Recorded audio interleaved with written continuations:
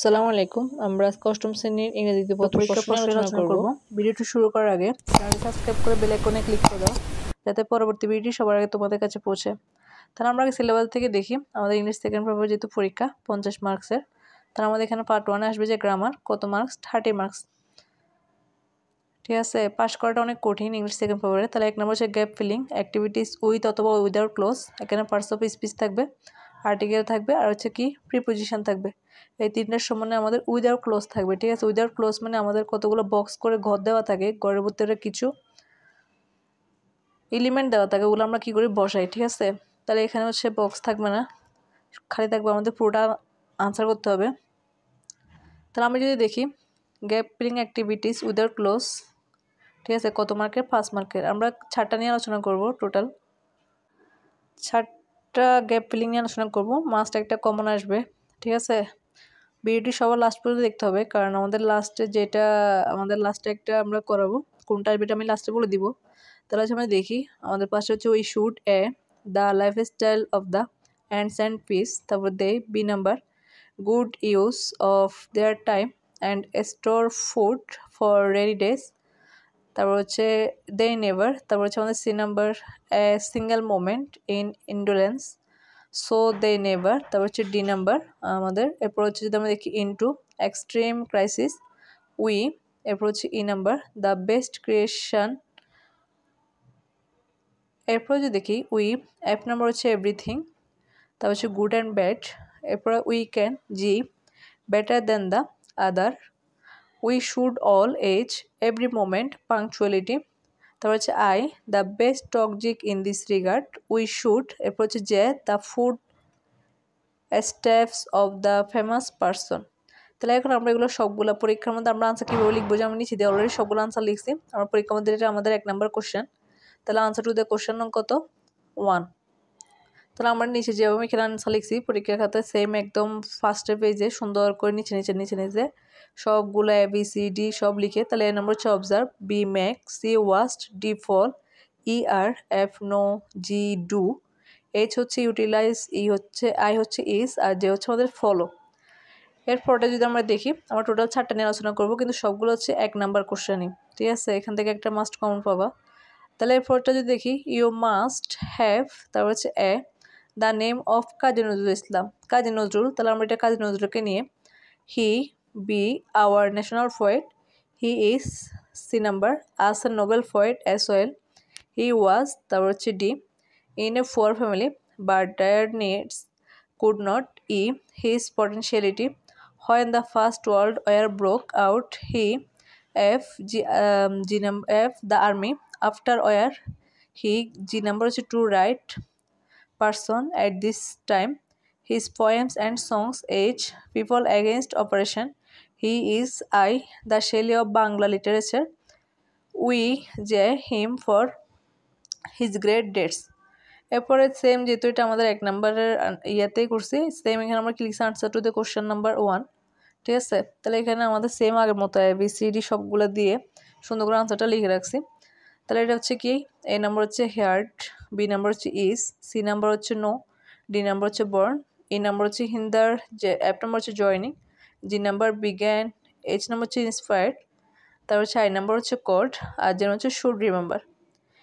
এরপরটা যদি আমরা দেখি, আমাদের দুটো অলরেডি শেষ। এরপরে 3 নম্বরটা যদি আমরা দেখি, 3 নম্বরটা হচ্ছে এ, তারপর হচ্ছে A is time saves 9, this is B, very well known proverb, some people don't care, C anything, they, D of a job, E tomorrow, though they are, F weather whatever the day will come in this way, they can't finish a work when they need it, they say if we were not, তারপর হচ্ছে জি, about jobs when we had a lot, তারপর হচ্ছে H হচ্ছে time, we should be successful। তাহলে same ভাবে এটা যেহেতু আমাদের 1 নাম্বারই। ঠিক আছে, তাহলে আনসার টু দ্য কোশ্চেন নং 1 আমরা আগের মতো ABCD সবগুলো লিখে ফেলবো। এরপরে আমরা সুন্দর করে আনসারটা লিখবো। এ নাম্বার হচ্ছে স্টিচ। ঠিক আছে, এটা একটা প্রবাদ। বি নাম্বার হচ্ছে এ, সি নাম্বার হচ্ছে আমাদের অ্যাবাউট, ডি নাম্বার হচ্ছে ফুড, অ্যাপ নাম্বার হচ্ছে নাম্বার হচ্ছে 4, অ্যাপ নাম্বার হচ্ছে আমাদের আনশিওর, এরপর জি নাম্বার হচ্ছে আনমাইন্ডফুল, আর এইচ নাম্বার হচ্ছে আমাদের এখানে অফ। তাহলে এখানে 8টা দেওয়া আছে, ঠিক আছে। এরপরটা যদি আমরা দেখি মোস্ট ইম্পর্টেন্ট, ঠিক আছে, এই যে লার্নিংয়ের যে ইয়েটা আছে এটা মোস্ট ইম্পর্টেন্ট, আর এটা হচ্ছে কমন পাওয়ার পসিবিলিটি হচ্ছে 99%। আশা করি এটা ভালো করে একদম মুখস্থ করে যাইতে হবে, ঠিক আছে।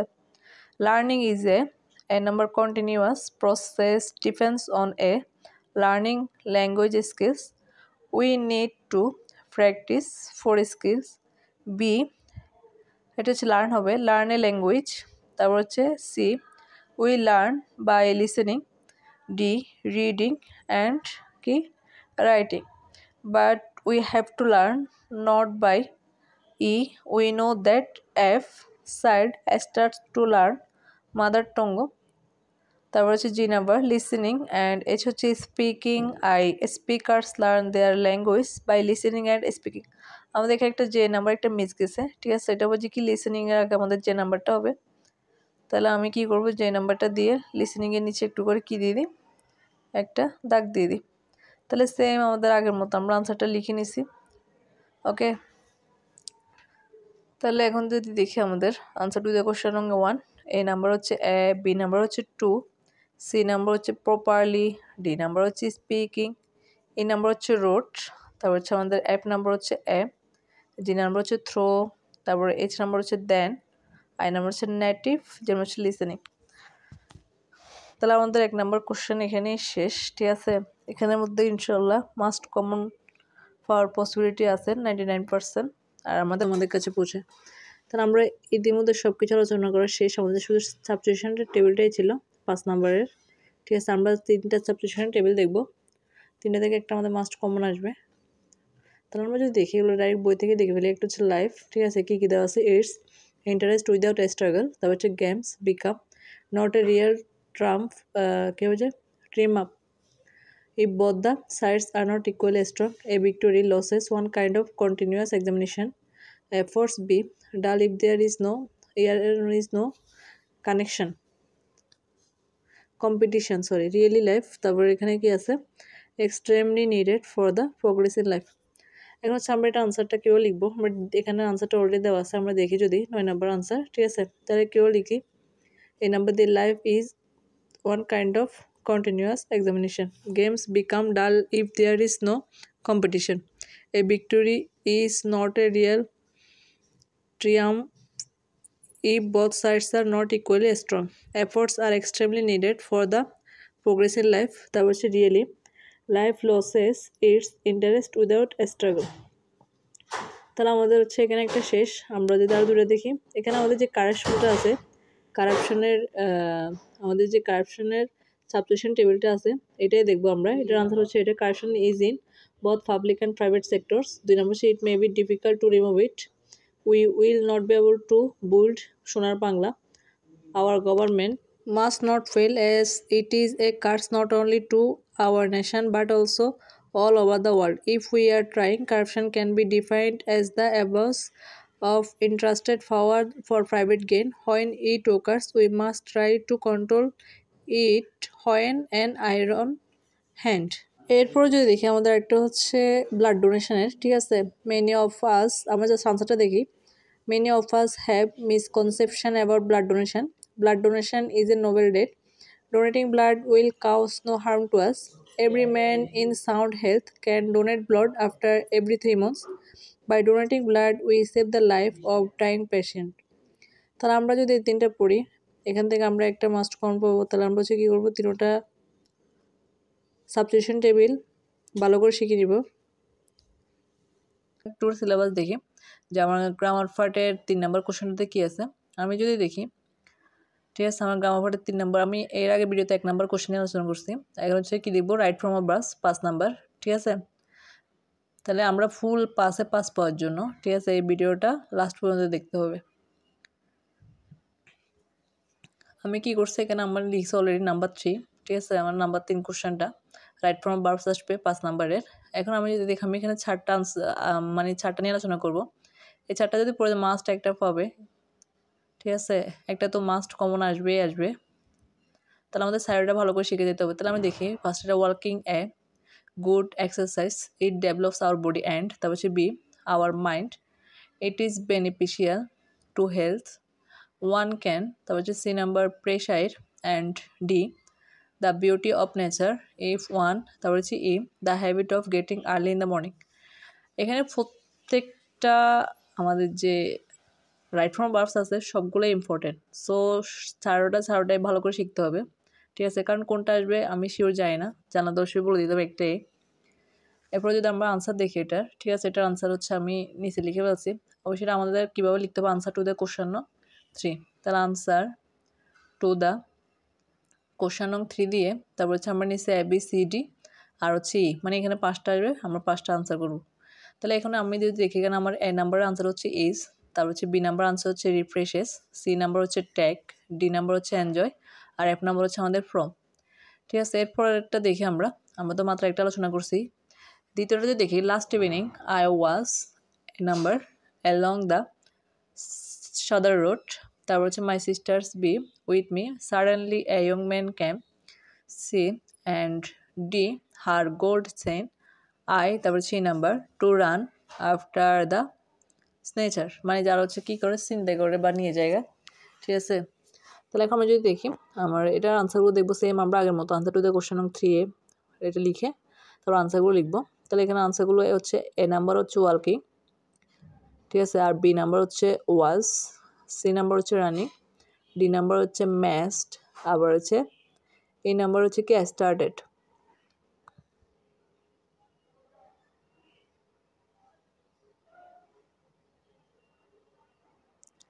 ওইটা ম্যাস্ট হবে না, স্ন্যাস্ট হবে রে, সিনিয়ে নেওয়া। ঠিক আছে, এরপর সি নাম্বার যদি দেখি, 3 নাম্বার হনেস্টি এ, তারপর হচ্ছে এ গ্রেট বার্সু, an honest man is liked and B by all, in every work of life honesty is a must, in honest man may be poor but he তারপর হচ্ছে C become rich by D, dishonest means his progress, his life may be slow but he very high in the long run। ঠিক আছে, তাহলে আমাদের এই ইয়েটাও খুব important, ফার্স্টের যেটা ছিল, মানে এখানে প্রত্যেকটা right form of verbs important. স্যারটা শিখে গেলে মাস্ট পাস পাওয়া যাবে। ঠিক আছে, হয়তো দেখা যাচ্ছে যেটা বাদ গেছে পরীক্ষা ওইটাও আসতে পারে, বলা যায় না। তাহলে এর আনসারটা দেখি, এ নাম্বার হচ্ছে ইজ, বি নাম্বার হচ্ছে ট্রাস্টেড, সি নাম্বার হচ্ছে ডাজন্ট ট্রাই, ডি নাম্বার হচ্ছে অ্যাডপ্টিং, আর হচ্ছে ই নাম্বার হচ্ছে আমাদের কি রাইজ। তাহলে এটা আমাদের অনেক অনেক ইম্পর্টেন্ট। ঠিক আছে, আর আসার খুব সম্ভাবনা আছে। এরপরে যদি দেখি আমাদের একটা ডিসিপ্লিন আছে। ওকে, ডিসিপ্লিনের একটা রাইট ফর্ম ভার্বস আছে। Discipline very important student's life, so he should be disciplined in daily life, without it he see in life every student should to be disciplined। তো সেখানে 4টা দেওয়া আছে। আমরা যদি এটার আনসারটা দেখি, এই নাম্বার আনসার হচ্ছে কি ইজ, তারপর হচ্ছে আমাদের যে বি নাম্বারটা আছে, বি নাম্বারটা বি হবে, আর সি নাম্বারটা হচ্ছে কি ক্যান নট প্রসপার, আর আমাদের যে ডি নাম্বারটা আছে এটা হচ্ছে কই ট্রাই। ঠিক আছে, আমাদের 3 নাম্বার কোশ্চেন এতটুকুই। আমরা এরপরে পরের প্রশ্নগুলো নিয়ে আলোচনা করবো পরের ভিডিওগুলোতে। ভিডিও সবার আগে তোমাদের কাছে পৌঁছায়। তাহলে আমি সেকেন্ড পেপারে আমাদের যে 6 নাম্বার কোশ্চেনটা আসে ফেসেস ন্যারেশন। ঠিক আছে, এই ন্যারেশন আমাদের কত নাম্বার? 5 নাম্বার, এটা দেখতে হবে আমাদের। তাহলে আমরা কোশ্চেন নাম্বার কত? তাহলে আমাদের কোশ্চেন নাম্বার 4 5 মার্কসের আর আছে প্যাসেজ ন্যারেশন। তাহলে আমি যদি দেখি, এখানে আমার টোটাল আমি ন্যারেশন করছি 3টা। ঠিক আছে, 3টা থেকে মাস্ট একটা কমন পাবে। তাহলে আমি দেখি, the teacher said honesty is the best policy, do you know that? Yes sir, we know it, said the students, try to be very honest। তাহলে আমি একসাথে আনসারটাও নিচে করে দিছি সুবিধার জন্য। ঠিক আছে, তাহলে আনসার হচ্ছে কি, the teacher told the student that honesty is the best policy, he asked them if they knew that, the students replied in the affirmative and said that they knew that, the teacher ordered them to be very honest। ঠিক আছে, তাহলে এটার answer এখানে শেষ। এরপরটা যদি আমরা দেখি, আমাদের সেকেন্ড ন্যারেশনটা পরীক্ষা একটাই আসবে, বাট এই 3টার মধ্যে মাস্ট একটা কমন আসবে।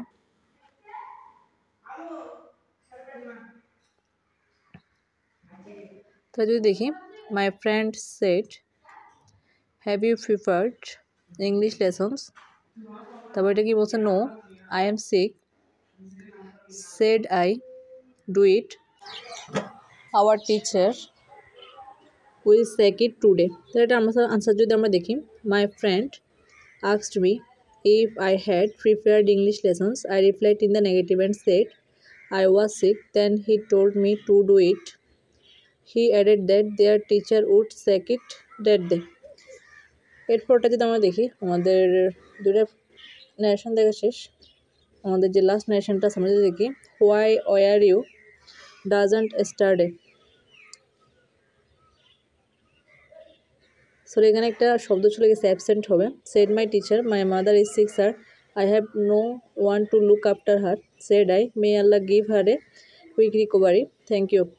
এখানে হচ্ছে হোয়াই ওয়ার ইউ অ্যাবসেন্ট একটা শব্দ বাকি বাদ পড়ে গেছে, ঠিক আছে। আনসার যদি দেখি my teacher asked me why I had been absent the previous day I respectfully replied that my mother was sick I added that I had no one to look after her.